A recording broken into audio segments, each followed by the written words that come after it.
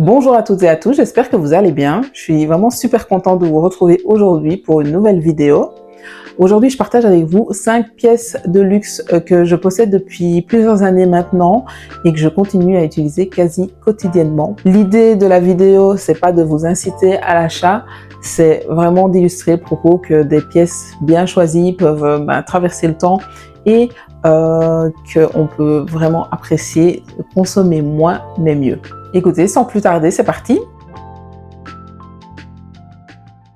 Alors, la toute première pièce, c'est mon pochette métisse de chez Louis Vuitton. Alors, cette pièce est particulière, tout simplement parce que je ne l'ai pas achetée moi-même. C'est cadeau de mon chéri et c'est la toute première pièce de luxe que je n'ai jamais possédée. Mon chéri l'a acheté en seconde main mais en parfait état sur Vestiaire Collective et on a été le chercher en main propre tout simplement parce qu'il était introuvable en boutique, en rupture de stock permanent. Donc il a payé un tout petit peu plus cher que le prix boutique.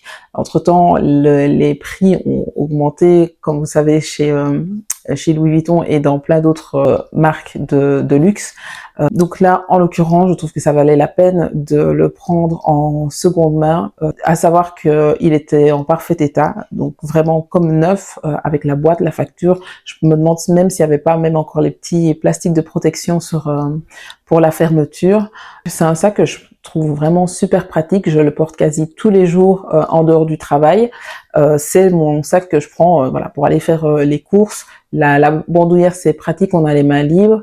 Et puis la pochette métisse, en l'occurrence, on dirait pas comme ça, mais on sait mettre vraiment plein de choses dedans. L'espace de rangement est vraiment large. Et du coup, je trouve que c'est un sac aussi super versatile du fait que c'est un sac bandoulière qui fasse un petit peu décontracté et en même temps, ça reste la toile monogramme de chez Louis Vuitton. Donc le soir, on peut l'utiliser. Donc voilà, c'est ça que j'aime vraiment dans ce sac et c'est pour ça que c'est le premier que je prends sans réfléchir. C'est vraiment le côté versatile et pratique. La seconde pièce, c'est aussi une pièce Louis Vuitton. C'est mon portefeuille Emily. Donc c'est un portefeuille que je me suis acheté en 2022 en boutique comme cadeau d'anniversaire. Donc ça va faire 2 ans et demi que je l'ai et que je l'utilise quasi quotidiennement dans le sens où il est tous les jours dans mon sac. Après, je ne le manipule peut-être pas tous les jours, mais c'est mon seul et unique portefeuille. C'est le seul que je manipule en tout cas depuis 2 ans et demi et il est quasi comme neuf. Il n'a pas bougé. Je trouve qu'il a une silhouette intemporelle. Ce que j'aimais beaucoup dans ce portefeuille, c'est qu'il était fin et donc facile à glisser dans un sac. J'aime le côté enveloppe plutôt que les fermetures éclairs. Personnellement, je trouve très élégant, très simple. J'aimais aussi le portefeuille Sarah. J'ai hésité entre le Sarah et le modèle Emily. Mais je me suis tournée vers celui-ci parce que je le trouve beaucoup plus fin, que j'avais pas besoin de plus de rangement pour les cartes. Il y a vraiment juste l'espace avec pour les pièces de monnaie, les billets, et voilà, je le trouve plus minimaliste, on va dire, que le Sarah où il y a beaucoup plus de rangement. Donc voilà, j'avais pas besoin de plus, donc j'ai pas pris plus. Alors, la troisième pièce que je considère comme un réel investissement, c'est ma parka Woolrich. Le modèle, c'est Arctic. Je l'ai donc en kaki. Ils appellent ça vert foncé sur le site. Je connaissais la marque que de nom et j'ai découvert le modèle dans une vidéo de Colorful Noir. C'est une youtubeuse dont j'adore le contenu. Elle m'a vraiment donné envie d'investir dans une bonne pièce pour l'hiver. Et là, c'est vraiment le cas. C'est une coupe parka, tout ce qu'il y a de plus simple, sans fioritures ou détails superficiels. Le col en fourrure est amovible, donc voilà. Si en hiver, ça apporte vraiment de la chaleur. Maintenant, si vous voulez l'enlever pour un look un peu plus discret, c'est possible aussi.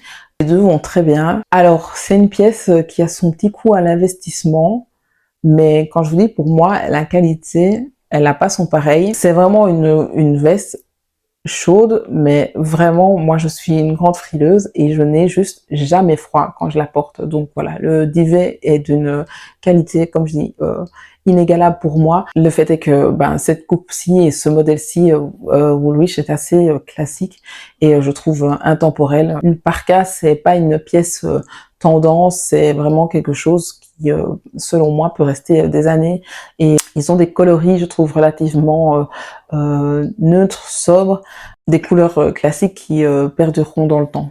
Alors, quatrième pièce, de nouveau Louis Vuitton, de nouveau monogramme, mon Everfull, taille MM. Alors, celui-ci, je l'ai mis dans la vidéo tout simplement parce que c'est mon sac de référence pour le travail, mon sac de maman. Alors, c'est probablement un des sacs les plus vus et revus et je pense que il y a beaucoup de gens qui sont, entre guillemets, lassés de le voir, mais en fait, il est si populaire à mes yeux, c'est pour une bonne raison, c'est qu'il est vraiment, vraiment pratique. Effectivement, il porte bien son nom, il est quasi jamais plein, on sait mettre des choses et des choses dedans. C'est un cabas, tout ce qu'il y a de plus classique.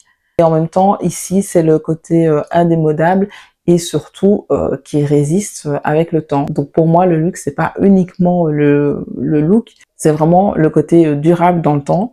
Ici, je l'ai acheté l'année passée en seconde main et là pareil j'avais fait une super bonne affaire parce que effectivement c'est un sac très populaire et donc si vous cherchez un petit peu il y a vraiment moyen de trouver des bonnes affaires. Je trouve que pour un sac cabas classique effectivement le prix boutique est un peu élevé, un peu beaucoup même. Donc voilà, je vous invite vraiment si c'est un modèle qui vous intéresse à faire vos recherches et à regarder régulièrement parce qu'il y a moyen de faire des très bonnes affaires en seconde main. Ça vaut vraiment la peine dans le sens où si les gens y ont prêté attention avant, il peut être toujours en très bon état. Et puis moi, la côté patiné du cuir de vachette, je trouve que c'est un petit côté, c'est un petit plus.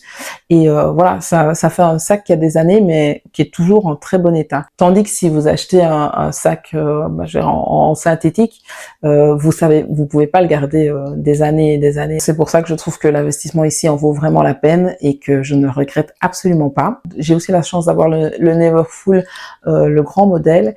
Celui-là, je l'avais acheté pour ma première grossesse, justement, comme push gift. Et il était très pratique à l'époque. Maintenant, je trouve que au quotidien, il est un petit peu grand.